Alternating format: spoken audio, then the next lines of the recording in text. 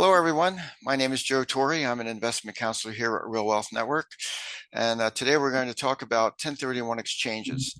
This can get very complicated. So today we're just going to do a brief overview about the concepts behind it and how you can use 1031 exchanges to avoid paying capital gains taxes and accelerate your wealth growth faster.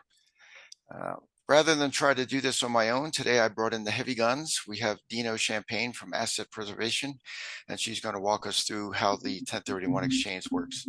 Dino, can you hear me? I can, Joe. Thank you for inviting me. I appreciate the opportunity. A little bit about who I am. My name is Dino Champagne. As you can see, I'm with Asset Preservation. Asset Preservation is a national 1031 qualified intermediary. I've been associated with Real Wealth for several years now and have helped their clients do 1031s. Personally, I have helped over 15,000 investors do 1031s through the 21 years that I've been doing this. As a company, we've done well over 200,000 exchanges nationwide. For seminars, I've taught over 1,500 seminars, if not more, over my 21 years. And even had the privilege of speaking to the IRS in Long Beach back in 2004, I believe, when that was. So that was rather an interesting event, to say the least. Now, when we talk about 1031s, what is a 1031? A 1031 actually is a part of the tax code. In fact, 1031s have been around for well over 100 years now. I shouldn't say well over, we're just slightly over 100 years now. Well, we like to look at a 1031, especially in the qualified intermediary industry, is that we look at it as a reinvestment plan for those investors that want to continue buying investment real estate. It's a very, very powerful tool which helps real estate investors to grow their portfolios exponentially. So it's very, very powerful when we talk about doing something like a 1031. Now, let me give you an example of how powerful this tool could be. Here we have a married couple in California. Now, remember, California is a state, does have state income tax. So when we talk about the taxes, we're talking federal as well as state. Now, we have a married couple in California filing a joint return.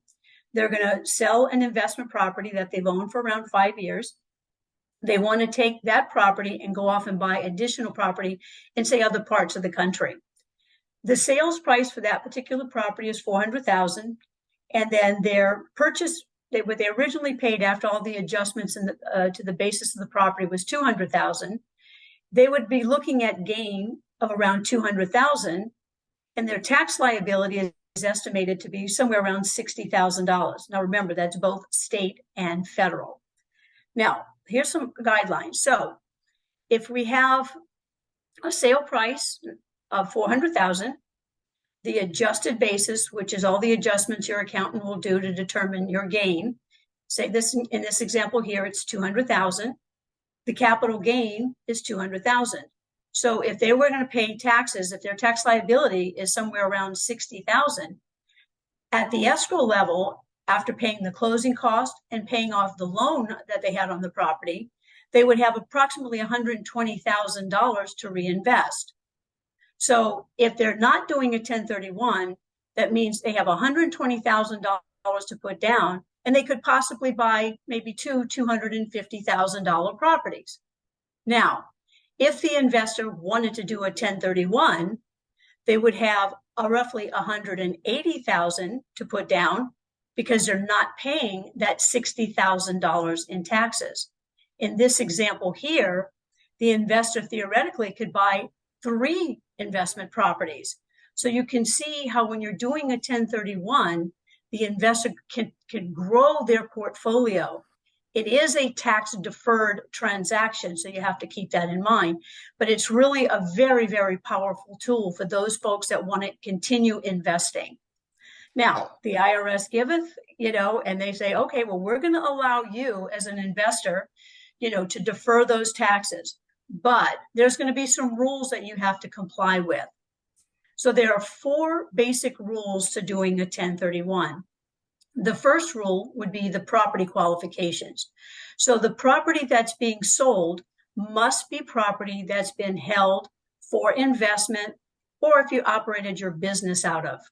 You cannot do a 1031 if you're selling your primary residence, and if that's the sole use of the property that you're selling. So primary residence does not qualify for a 1031, nor do properties that you fix and flip. That's considered dealer property, so they're not allowed to do 1031s. So if you have investment real estate, that's what you're able to do with a 1031. Now we talk about like-kind properties in a 1031. So when you're selling investment real estate to comply with the 1031 code, you must also buy property that you're going to hold for investment. So that's one of the major requirements for doing a 1031. The next requirement is how much money do you have to spend? So in order to defer the tax on the gain of the sale of the property, the government wants you spending all of the cash coming out of the sale and replacing any debt. So in other words, you need to purchase property or properties that are equal to or greater than your sale price minus the closing costs, such as title, transfer tax, attorney fees, real estate commissions. All right, so those are certain expenses that are considered acceptable exchange expenses. So when you're thinking 1031, think you have to buy property or properties that are equal to or higher than your sale price minus the closing cost. You have to spend all of the cash and replace any loan that you had when you paid off the property. The next one is the timeline. Regrettably, you don't have forever to do a 1031. So the government's very specific about how much time you have to complete the 1031. The timeline for the exchange is going to begin the date the sale closes. So the closing date is going to start the time frame for the exchange. So the taxpayer that's doing the exchange, so the investor, is going to have 45 calendar days from the date of closing to identify any property or properties they would like to purchase as a part of the exchange. And from the date of closing, they have 180 calendar days to complete the exchange. So let me say this another way. You have 180 calendar days to complete your exchange. The first 45 days of that 180-day period is when you have to identify the property or properties that you wish to purchase as a part of the exchange. So that's one of the difficult things with the 1031 is going to be the timeline. So when you're entering into a 1031, you want to make sure that you're prepared to meet these timelines. Now, the next requirement is the identification. The taxpayer or the investor must identify the property or properties that they are going to purchase as a part of the exchange. And when I use the word identify, I'm not referring to being in contract specifically. There is a form that an investor has to fill out saying, I wish to purchase these properties as a part of the exchange. So the taxpayer, in order for it to be a valid exchange, the taxpayer needs to fill out the identification form. So those are your four basic guidelines for a 1031. First, does the property qualify? So is it property that I've held for trade or business or for investment? The second is I have to buy property equal to or greater than my sale price, minus the closing costs, spend all the cash, and replace any existing debt. And then I must identify and complete my exchange within the 45 and 180 calendar day period. And fourth, I must formally identify any property or properties I would like to purchase if I'm the investor as a part of the exchange. So those are your four basic guidelines for doing a 1031. Now, I get a lot of questions. People say, well, when do I need to set up the exchange? The exchange must be set up prior to the closing of the sale. So I'm going to repeat that. The exchange must be set up prior to the closing of the sale. In setting up the exchange, the investor contacts the qualified intermediary, somebody like me. I am going to reach out to whoever's handling your closing, going to be requesting the documents that we need to prepare the exchange agreement. You have to sign the exchange agreement prior to the closing of the sale. If you close your sale and you do not set up an exchange, you cannot set up an exchange after the sale has closed. So please keep that in mind. If you're considering a 1031, it must be set up prior to the closing of the sale. Now, what can you expect during the 1031 process? Well, when you're working with the qualified intermediary, we're going to be another component to your transaction, which has already been, you're dealing with your real estate professional, your investment advisor, the closing agent, whether it's an attorney or an escrow officer, and then there's going to be the 1031 company. We're going to be coordinating everything with the closing settlement agent. When the sale closes, the money comes to us. When you're buying your replacement property, we're going to be preparing the exchange documents on the buy side. We're going to be wiring the funds out. So there's going to be your real estate professional, your investment advisor, the closing agent, and then there's going to be the 1031. So this is sort of what you can expect through the process. We're going to be working with after the sale, holding the funds and then wiring the funds into the purchase or purchases. A lot of times people ask, well, why do I have to spend all the money? Why can't I just reinvest the gain? When you're thinking of a 1031, view it as a continuation of ownership, albeit with a different property or properties in a different location. You're rolling everything over. That's why you have the ability to defer the tax on the gain. The government wants you fully invested, both your basis and your gain into the new property.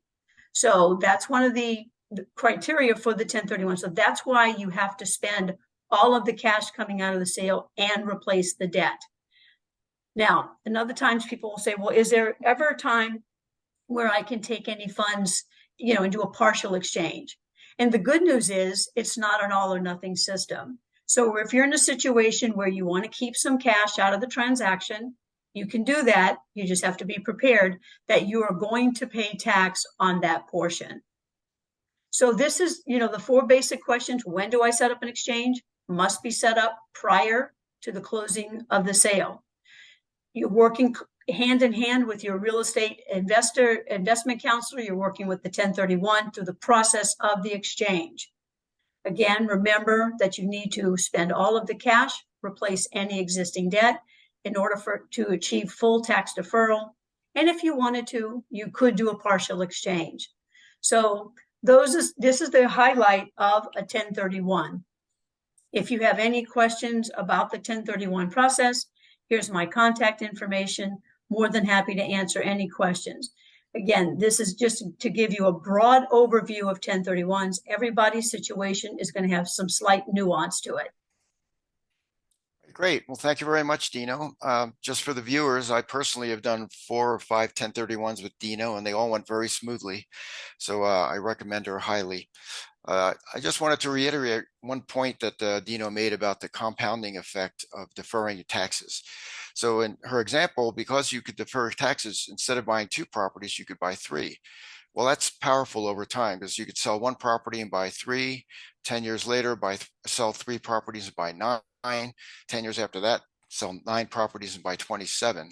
So that really grows your portfolio. If you pay taxes, you could sell 1 and buy 2, and 2 will turn into 4, and 4 will turn into 8. Well, 8 houses is a good portfolio, but it's not as good as 27. So the ability to defer taxes really enables you to compound your wealth and accelerate your wealth building. So it's very powerful. All right, well, that's all we wanted to cover today. A quick overview of the concepts of 1031 exchanges and why you would want to do them. I hope it's clear that it's a great thing to be able to do to compound your wealth. If you want more information, just click the link in the description. There's a more detailed webinar where Dino spends an entire hour going through all the nuances of how 1031s work, and it'll give you a much deeper understanding of how to do them. All right. Well, thank you very much, Dino. My pleasure. Thank you for having me, Joe. And thank you, viewers, for watching.